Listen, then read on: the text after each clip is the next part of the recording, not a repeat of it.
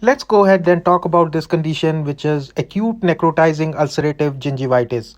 By studying this condition, talking about the signs and symptoms and the investigations we will do to identify this condition, it will help us identify the scenario as to how we can manage a situation if it is presented as a scenario or a challenging question in our situational judgment exam. Now, think about necrotizing ulcerative gingivitis is that it is a infection of the gingiva characterized by necrosis, bleeding, and pain. And this condition usually presents with interdental necrosis, punched out ulcerated papillae, and mostly found in young adults. Usually, they age from 18 years of age to 30 years.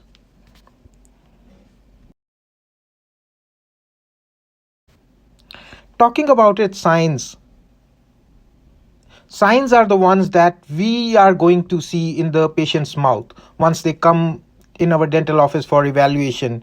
And we see that this condition is either localized to one or a couple of more of the teeth, or it could be generalized, present in more than one third of the around the dentition of the mouth.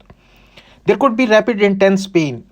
The way the patient will cringe when you try to provoke or try to touch the gingiva with the explorer will give you an idea that patient is suffering a lot and going through a lot of intense pain.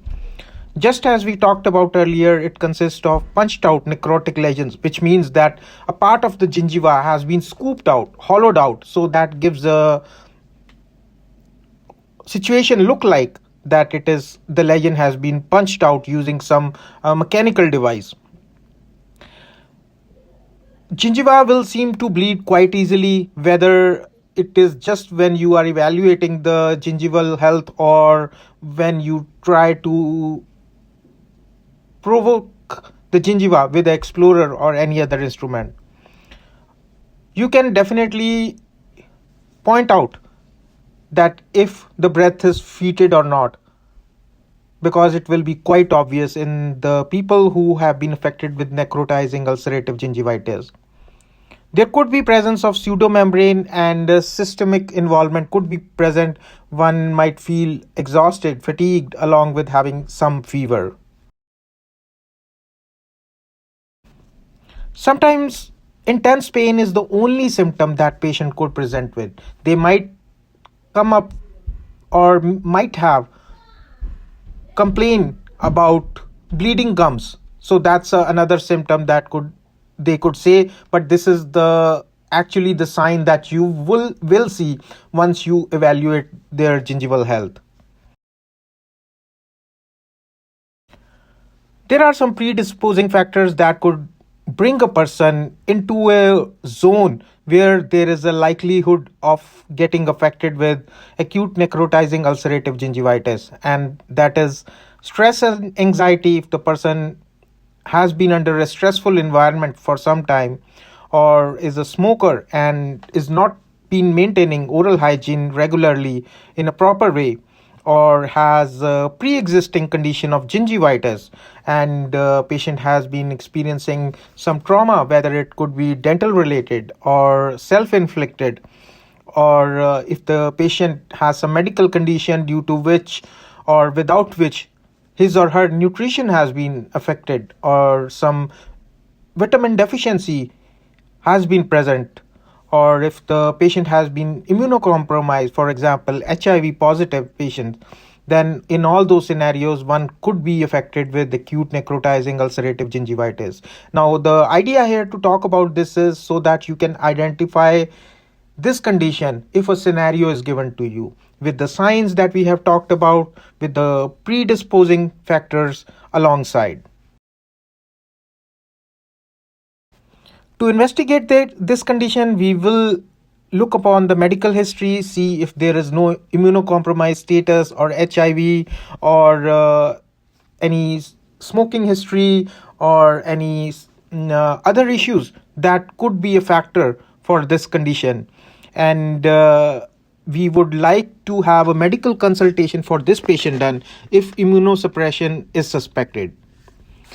We will go ahead and look into the dental history of pain as to if there is a dental cause for the pain, what the patient is bringing up as a chief complaint, because sometimes this is the only symptom they will talk about when approaching you to help them with this condition. We will look for lymphadenopathy of head and neck. That is part of our extraoral exam. And while doing the intraoral exam, we will look for necrotizing ulcerative gingivitis, along with the presence of thick viscous saliva, which gives an idea that it's a kind of pasty saliva, and is one of a prominent feature in this condition. Diagnosis will be based on, again, clinical exam that will include taking a thorough medical and dental history and looking for the signs that are part or that are representation feature of this condition. So how do we treat this condition? Since the gums are quite sensitive and could be easily provoked with exploration with instruments, one might need to anesthetize the tissues before debriding them, before removing the pseudomembranes or dead necrotic part of the gingiva. And if one could find a pseudomembrane, that can be removed using a cotton pellet that is dipped in some antibiotic or antibacterial mouth rinse such as chlorhexidine. We have to give them a thorough oral hygiene instructions, as oral hygiene is one of the key things that we can entail here and make sure that patient gets good relief from this condition and is able to maintain a healthy state once the condition has subsided.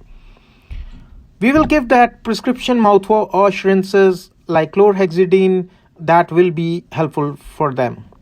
We will be prescribing analgesics. Most of the time, over-the-counter analgesics should be good enough to help them with their pain. If there is a systemic involvement, just like lymphadenopathy, fever, then we might want to prescribe them antibiotics.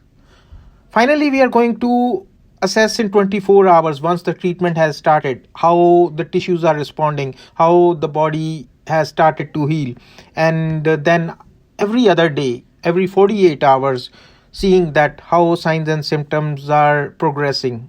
If they are subsiding or reducing in their intensity, means that the treatment is doing its effect and will be helpful to the patient.